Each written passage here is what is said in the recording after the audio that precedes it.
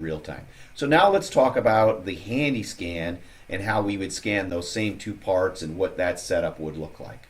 Okay, so we'll go ahead and start with the A pillar, and you can see I've got a few targets on one side of the A pillar for the HandySCAN because it does require targets. Now, the targets don't necessarily have to be on the part, but the scanner has to see targets at all times in order to scan. So you can see we've got a few on one side of the part, and then you can see we have this targeted mat, and we have some fixtures that we're going to use basically to elevate the part, and then the little triangles will explain. So we'll get this all set up and we'll show you how to do it with the HandySCAN. Okay, so you see we have basically put this trim piece on that targeted map, and we use those little fixtures just to raise it up off the mat a little bit. And this will make more sense when we get done scanning this side, but basically it makes it easy to edit the scan file. So the first thing I do is I quickly move around and I try to pick up all the targets on the mat and on the part, and you can see they're red and white. So the red targets it's using, the white ones it knows about, okay? And you can see we're just going to start and work our way around. Now theoretically you could just target up the whole part and scan it. The advantage of that is you could kind of hold it in your hand or move it around. In this setup, once we set it up, we can't move the part in relationship to the targets. But when you have a part like this that's small and it's got a basically sharp transition to get from the front to the back, it's very difficult to try to just target the part and scan the front and then flip it over and scan the back, because you essentially have to be able to see at least 3 or 4 targets on the front side before you can flip to the back side. So you'll see how we're going to flip this over. But just like with the MetraSCAN, it has 14 laser lines. It has the single line mode. So your scan data should look pretty much identical to the MetraSCAN when all is said and done, assuming you do the same quality job of actually scanning scanning the part here. So again, I'm using that single line laser mode to get into areas. I'll jump back to the 14 line mode, and you can see I'm picking up some of the table below. I've tuned the laser for this particular color part. If you go back and watch the detailed demonstration of the HandySCAN, you can see that it's very quick to do, but basically you control the power of the lasers and then the sensors for the type of surface finish you're scanning. So that's why it's picking up the part well, but not picking up the table so much underneath, even though it is getting some of it. So again, we just keep working until we get it all scanned and we feel that it's scanned well. And again, we'll take a look at it because we don't want to move this part until we're pretty comfortable that we've got all the data captured, because otherwise we're going to lose that relationship with those targets that are on that table. So we can spin around, zoom in, look at it, make sure it's covered. We've got complete coverage. If we don't like it, we can hit the scan button and keep scanning. So we'll do this until we have it all. Now the next thing we're going to do, if we're happy with the results, is we're going to delete the targets. And we're going to delete all the targets except the ones that are on the part. So I've gone in here and you can see I'm windowing in. I've gone into a side view and I'm windowing in all the targets that are on that table.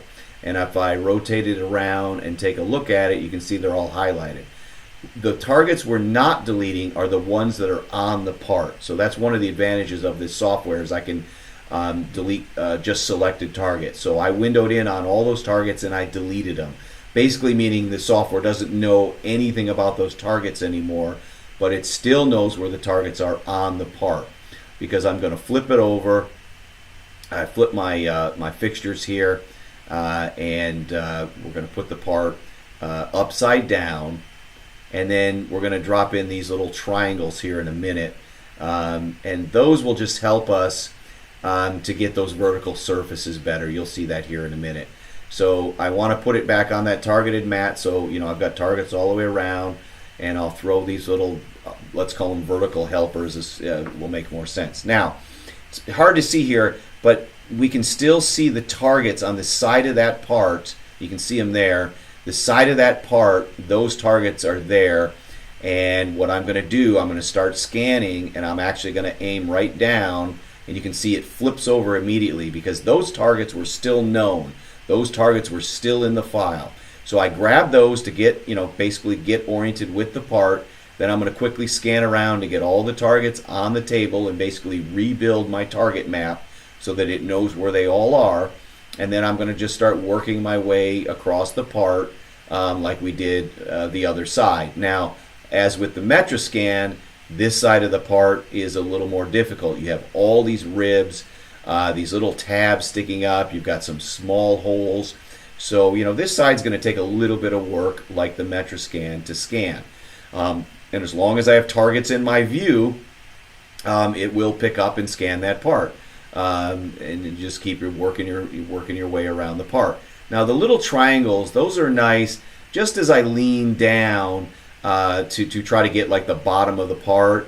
It just gives me a few more triangles kind of in the vertical direction. And sometimes we'll put like we have just some pieces of like aluminum square tube, and we'll put targets on those and stand them up in the view. They're not necessarily required, but sometimes they are nice if you're trying, because if you lean that scanner over too far, it's not going to be able to see the targets on the table.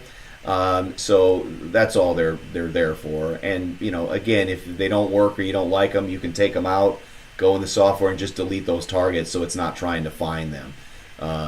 And again, we can stop and start scanning at any time. But we find on parts like this that are long and skinny and don't have a lot of depth or thickness to them, that this is a really good way to scan, because it's very hard to if we were to just target the part, trying to scan one side, you can't just flip it over and scan the back side. You've got to continue that target map all the way around, and you just can't get around a 90-degree corner on a thin-walled part and get to the back side. But again, this is the preferred method over scanning the part, saving it, flipping it over, scanning it again, and then taking those two data sets and aligning them and merging them. You can do it. It just, in my opinion, it takes longer to do versus this method. You see it was very quick to flip from the front to the back. So this is really a great way to scan the part. Okay, so now we're done, or we think we're done. We hit stop scan, and just like before, we can go in and interrogate the data. We can zoom in, zoom out, move around, and make sure that we've covered everything that we want to scan.